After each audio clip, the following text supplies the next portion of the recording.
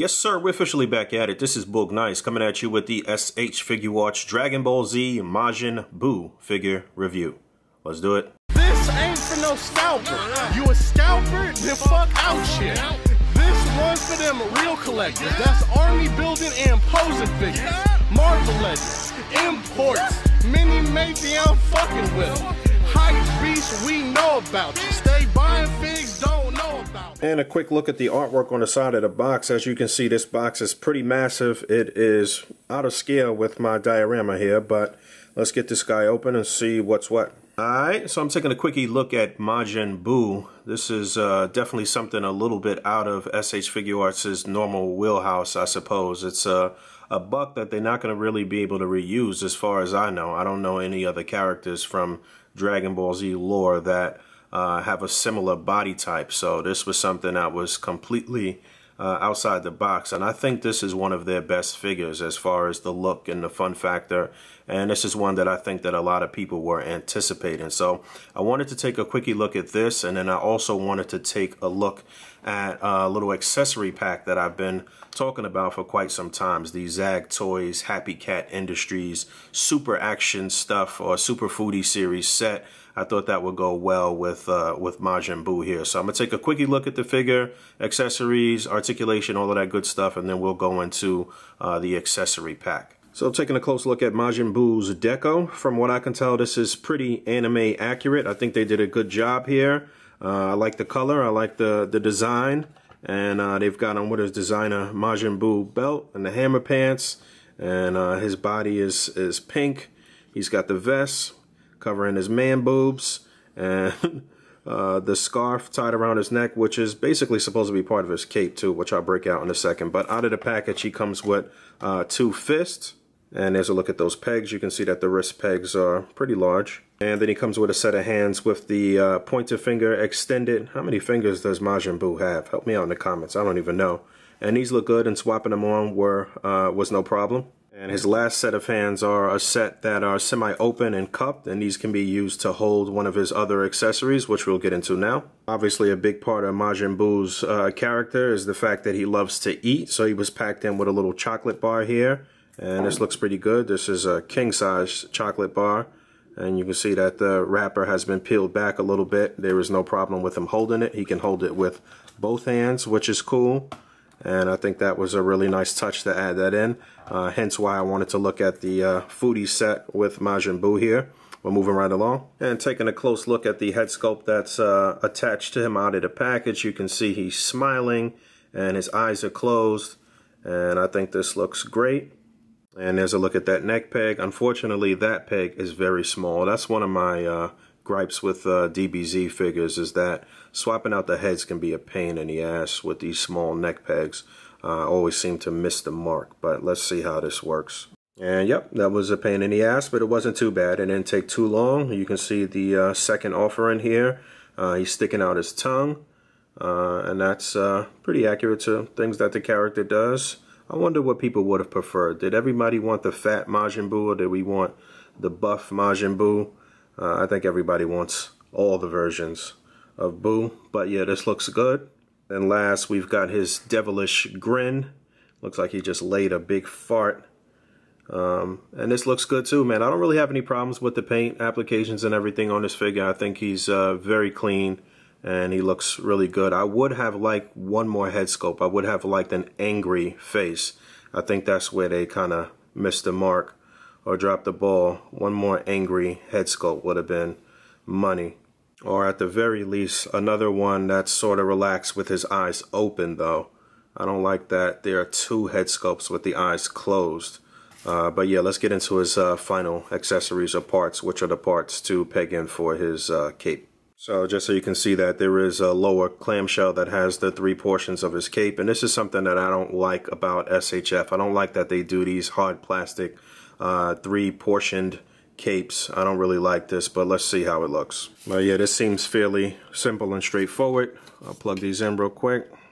Alright, so that wasn't too painful, and I do like the way it looks from the back, you know, the way it sits. It does look pretty flush, and each part is articulated on a hinge and a swivel, so you can hinge and swivel each portion of the cape. So that looks pretty good. But while I have his head off, let's look at the articulation here. As you can see, the neck moves independently, and then the head can move on the neck. You see a little ball joint and a hinge there as well. So I'll get the head back on and look at all the articulation. And let's see how it looks with the head back on. So you can turn this head left to right. You can move it back and forth. It'll get nice pivot. It's a decent range of motion on the head.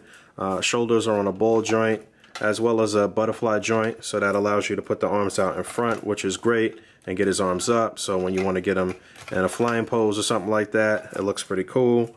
There's a nice upper bicep swivel here. It's hidden pretty nicely. I like the way they did that cut there, so that's cool. You get a very nice range of motion on the shoulders. You get more than 90 degrees on the elbow, which is cool. You get a swivel and a hinge on the wrist. You do get articulation at his lower abdomen. He can turn left to right a little bit, and it can move back and forward a bit too, which was surprising. I didn't think they would have a cut there. I do like that they included that. And his legs do move. They come up pretty far, which is also surprising. And you do get a double jointed knee as well. You get a swivel and a hinge on the foot, and you get a toe joint. So he's got pretty decent articulation for an oddly shaped character.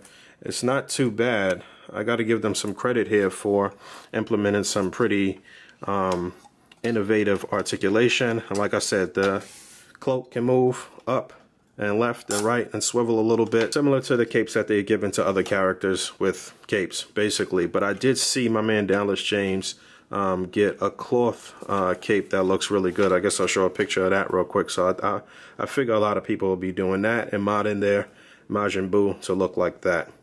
All right, moving along. And a few quick size comparisons. So we have SH Figuarts Beerus on the left, and the newest version of Goku, which is the Saiyan raised on Earth Goku, which I just opened for this review. This figure came out really nice, actually. So I am not the most avid Dragon Ball Z watcher or fan. I'm more of a casual fan, although I have picked up every single figure from the line except one so far. Which is weird because, you know, like I said, I wasn't really like super into DBZ as a kid, but I have watched Super all the way through, and I'm interested in seeing the new movie. And, you know, I've been on it, being a part of the ACBA podcast and kind of rubbing elbows with Rick and Pancho has definitely given me a little more insight into the anime, into the line, and what have you. So I'm not sure about Buu's size. You know, I've seen him drawn differently as far as the anime goes, as far as the fat Buu goes. To me, this looks pretty good. To me, this looks pretty accurate. You guys let me know in the comments how you feel about it. But to me, I think this looks decent. Considering the complaints and side eyes that I've seen from some of the scaling issues with this line, you know, I figured I'd break out a variety of different people here. So I've got Tien on the left, and the newest version of Frieza on the right, which I also just opened for this review. And again, from what I can tell, these look pretty good. I think the scaling here looks pretty good. I think some of the issues come in with some of the older Dragon Ball, some of the newer figures from the older Dragon Ball series, like the Kid Goku and Bulma that's about to come out, and maybe Roshi. I think that's where some of the real issues with scaling come in. And finally, we can't look at Majin Buu without looking at Majin Vegeta, which I also just opened for the first time for this review. So that's Majin Vegeta on the left, and the Super Saiyan 3 Goku on the newer buck on the right, which I keep on display in my living room detail. So that's why he's on the stand here, because you're not going to be able to get him to stand without the stand for the most part. And I think these look good too. So, you know, this is all from the same saga. And I think I want to get Goku facing off against Buu and some and a display for main course, so look out for that. All right, moving right along. And a look at him with figures from other lines. So we have the Mezco Red Pool Deadpool on the left, and the Figma Lonely Gourmet on the right. Then we have the Star Wars Black Siri Bosk on the left, and the Mafex Spider-Man Homecoming Tech Suit Spider-Man on the right. There's the Revoltech Wolverine on the left, and the NECA Terminator 2 Terminator on the right. And finally, I have the Marvel Legends Sauron Build-A-Figure Wave Deadpool on the left, and the Tomy Pokemon, Turtle Pokemon. I don't know his name. Tell me his name in the comments below. But the reason that I went through so many figures from different lines is because I wanted to keep these guys out and get them matched up or paired up or sized up with the accessories from the pack. And I think that's going to be a separate video, so stay tuned for part 2 of this video when I look at the accessory pack. Thanks for hanging out here. I do think that Majin Buu came out really nice. I think this is a great figure from the DBZ line. Like I said, one of their best. The fun factor is definitely there. If you can get this guy for a decent price, still jump on it. I think this is one that's going to skyrocket on the secondary market.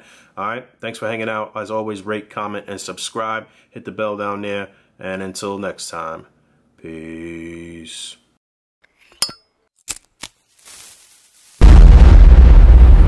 That's crispy.